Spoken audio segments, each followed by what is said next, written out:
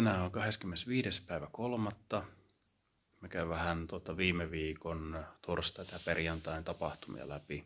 Käytiin porukalla tuolla kevätmessuilla messukeskuksessa käymässä. Se oli tosi mielenkiintoinen kokemus, kun pääsi vähän katsomaan sitä maailmaa semmoisen niin kuin esteettömyyden silmin, että meillä oli porukka, jossa oli paljon pyörätuoleja ja mä itse sitten talutin yhtä henkilöä siinä sitten koko reissun ajan ja antaa vähän uutta perspektiiviä tuohon noin. Ei sitä hirveästi ehtinyt siinä niin itse sitä messua katsella.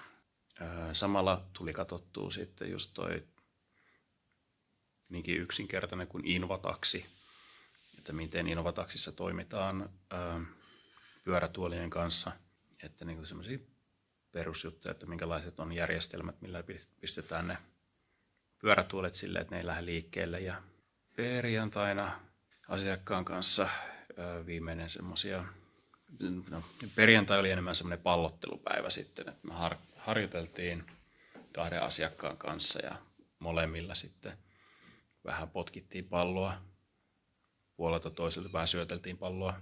Treenitarkoitus oli vähän eri toisen kanssa, niin se oli ihan puhtaasti kehon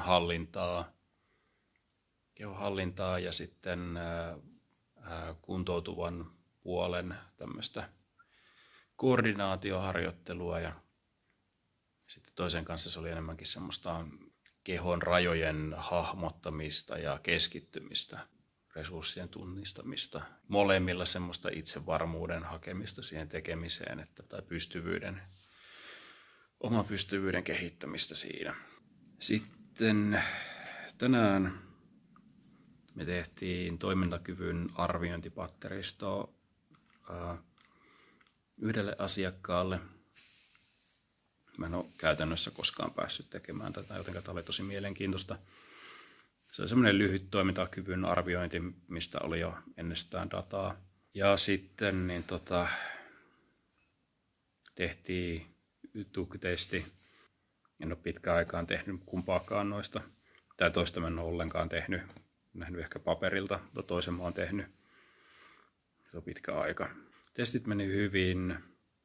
Tuloksia mä en ole vielä ehtinyt katsoa, vertaamaan. Mutta mielestäni nekin meni ihan ok. Tästä lähtee viimeinen viikko käyntiin ja kohtaa harjoittelukasassa.